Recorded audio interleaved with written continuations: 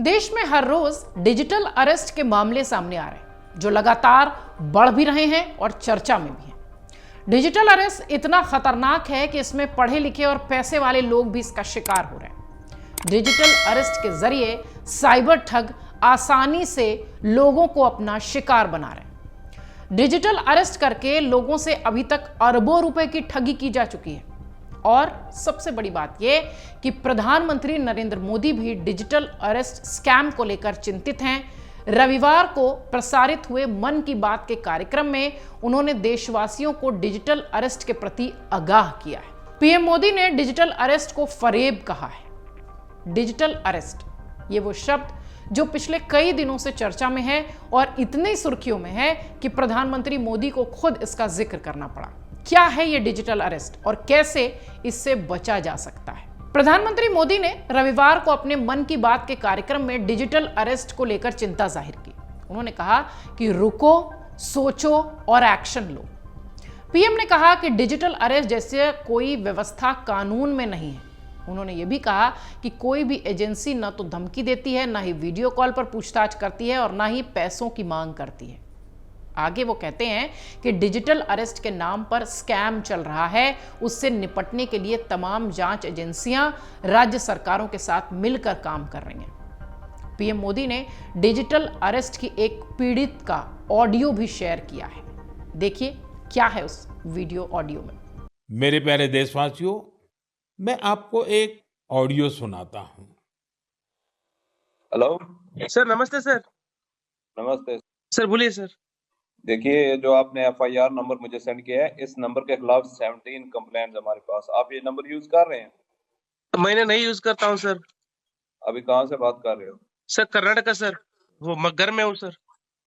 Okay, इसके लिए आप अपनी स्टेट में रिकॉर्ड करवाइए ताकि ये नंबर ब्लॉक कर दिया जाए, फ्यूचर में आपको कोई प्रॉब्लम ना हो। Okay, yes sir.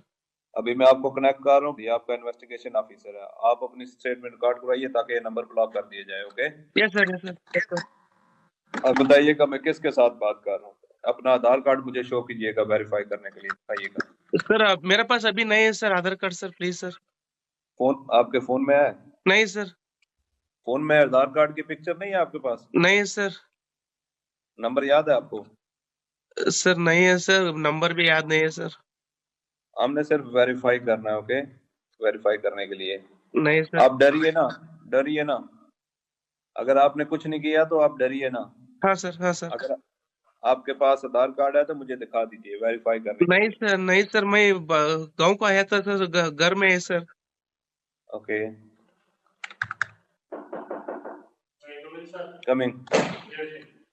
जय हिंद। इस व्यक्ति के वन साइड वीडियो का रिकॉर्ड करो as per the protocol. Okay.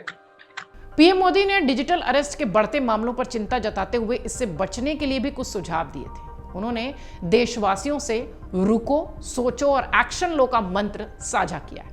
इस बारे में अधिक से अधिक जागरूकता फैलाने का आह्वान किया है। उन्होंने ये भी बताया कि इस प्रकार के फरेब करने वाले गिरोह कैसे काम करते हैं और कैसे खतरनाक खेल खेलते हैं। इसके शिकार होने वालों में हर वर्ग, हर उम्र के लोग हैं। वो डर की वजह से अपनी मेहनत के कमाए हुए लाखों रुपए गंवा देते हैं। ये तो बात हो गई प्रधानमंत्री मोदी के उन तमाम वक्तव्यों की जो उन्होंने अपने मन की बात के कार्यक्रम में कहा। अब आते हैं मूल मुद्दे पर। डिजिटल अरेस्ट है क्या? कैसे इससे बचेंगे? डिजिटल युग ने अविश्वसनीय सुविधा ला दी है। इसने साइबर अपराधियों के एक नए वर्ग को भी पैरेलल ही जन्म दिया है, जो निर्दोष लोगों को धोखा देने के लिए प्रौद्योगिकी का इस्तेमाल करते हैं। हाल के दिनों में सामने आने वाले सबसे खतरनाक और चिंताजनक घोटालों में से एक है ये डिजिटल अरेस्ट। इस नए घोटाले में धोखेबाज कानून प्रवर्तन अधिकारियों के रूप में पेश आते हैं और दहशत का माहौल बनाकर अपने लक्ष्यों से पैसे मांगते हैं। यानी जो उनके टारगेट्स होते हैं उनको ये बताते हैं कि मैं फलाना अधिकारी हूं, आपका बेटा यहां फंसा हुआ है, फलाने केस में आपकी बेटी को पकड़ा गया है। इस तरीके के मामले फोन कॉल्स के जरिए आते हैं। डिजिटल अरेस्ट ब्लैकमेल करने का एक एडवांस तरीका है, ये कह सकते हैं। एक बात और भी है, डिजिटल अरेस्ट स्कैम के शिकार वही लोग होते हैं जो अधिक पढ़े लिखे और ज्यादा होशियार हैं।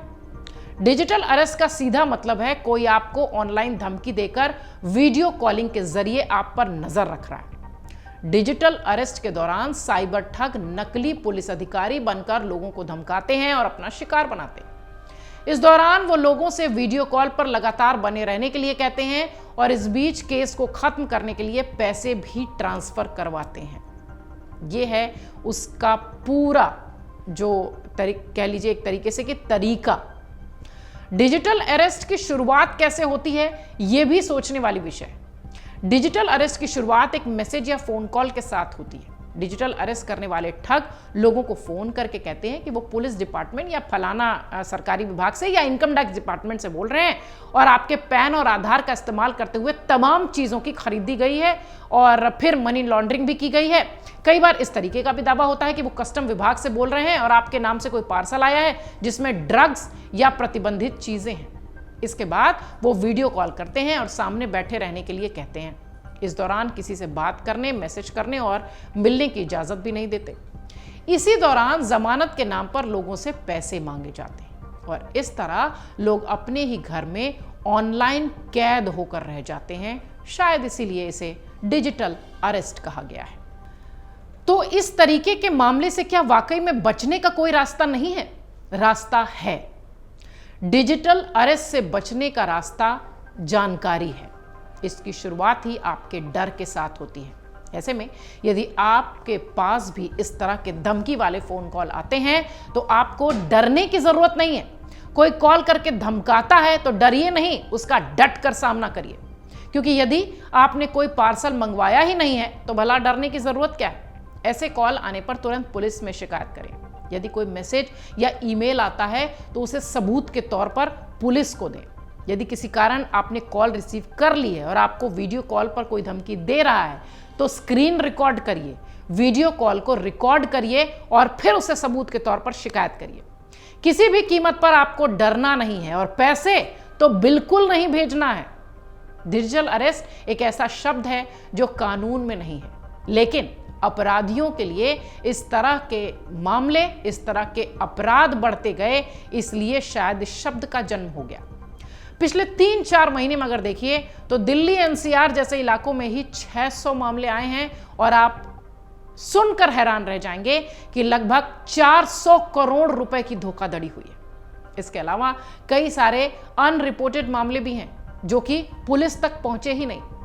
कई ऐसे मामले भी आते हैं जिनमें ठगी करने की कोशिश करने वाला सफल नहीं हो पाता। डिजिटल अरेस्ट के संगठित गिरोह का अभी तक वैसे खुलासा तो नहीं हुआ है, लेकिन हाँ, डिजिटल अरेस्ट के बढ़ते मामले देश में चिंता का विषय हैं और शायद इसीलिए प्रधानमंत्री मोदी को भी इसका जिक्र करना पड़ा।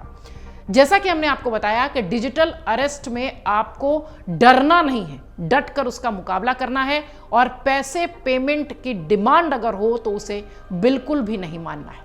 आपकी सुरक्षा आपके हाथ में है। अगर आप ये वीडियो YouTube पर देख रहे हैं तो हमारे चैनल को सब्सक्राइब कर बेल आइकन दबाएं और Facebook पर देख रहे हैं तो हमारे पेज को लाइक करें। 8 मिलियन प्लस सब्सक्राइबर, आपके इस भरोसे के लिए बहुत धन्यवाद।